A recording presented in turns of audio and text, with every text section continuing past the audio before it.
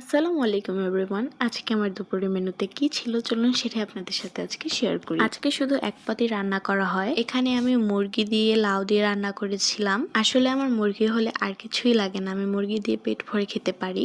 যাই হোক, এখানে আমি তরকারি নিয়ে নিই, সাথে একটু সালাদও নিয়ে নিই। তরকারি দিয়ে মাখিয়ে একটু করে সালাদ নিয়ে একটু করে মাংস নিয়ে আমি খুব মজা করে খাচ্ছিলাম। আর আজকের তরকারিটা কিন্তু অনেক বেশি মজা হয়েছিল, আমার খেতে তো অনেক বেশি ভালো লাগছিল।